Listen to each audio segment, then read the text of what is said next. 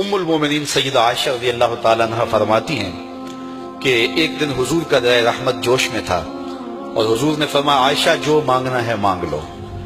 میں نے عرض کی یا رسول اللہ اگر آپ اجازت دیں تو میں اپنے باپ حضرت ابو بکر صدیق رضی اللہ تعالیٰ عنہ سے مشورہ نہ کر لوں کہ میں نے کیا مانگنا ہے؟ تو فرمایا کہ جاؤ مشورہ کر لو، مشورے کی اجازت بھی ہو گئی۔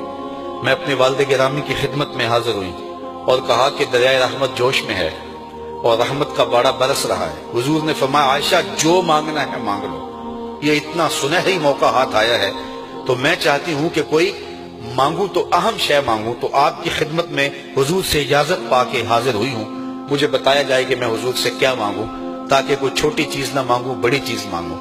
تو حضرت ابو بکر رضی اللہ تعالیٰ عنہ نے فرمایا کہ بیٹا حضور سے جا کے کہنا کہ معراج کی خلوت خاص میں اللہ نے آپ سے جو راز کی باتیں کی تھی ان باتوں میں سے ایک بات بتا دو۔ مانگا بھی تو علم مانگا، اور عائشہ میرے سے وعدہ کرو جو حضور بتائیں مجھے بھی آ کے بتانا ہے۔ ام المومنین حاضر خدمت ہو گئی۔ حضور نے پوچھا عائشہ مشورہ ہو گیا؟ کہا جی حضور ہو گیا۔ کہا مانگو کیا مانگتی ہو؟ کہا حضور معراج کی خلوت خاص میں جب اللہ کے حضور حاضر ہوئے رب نے آپ سے راز کی باتیں کی تو ان باتوں میں سے ایک بات بتا دیں۔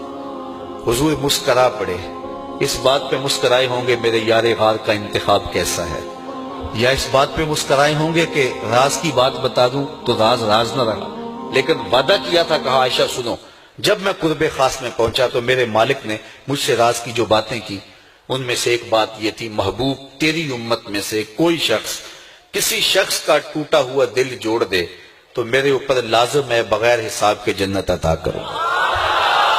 ام المومنین بہت خوش ہوئی اور اپنے والد گرامی سیدنا ابو بکر صدیق رضی اللہ تعالیٰ عنہ کے پاس آئیں اور ساری کہانی سنائی۔ بہت خوش تھی، لیکن حضرت ابو بکر صدیق رضی اللہ تعالیٰ عنہ نے سنا تو رونے لگے۔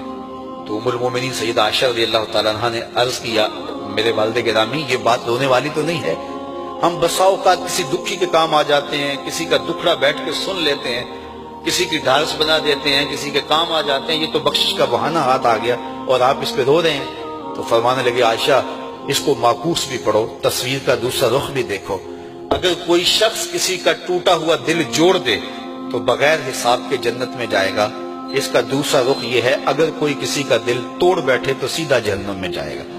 میں اس بات پہ رو رہا ہوں کہ ہم سے کسی کا دل نہ ٹوٹ گیا۔ حضور نے فرمایا اللہ اس شخص کے چہرے کو تر و تازہ رکھے جس نے میرے سے کوئی حدیث سنی، پھر جیسے سنی اس کو ویسے آگے پہنچا دیا۔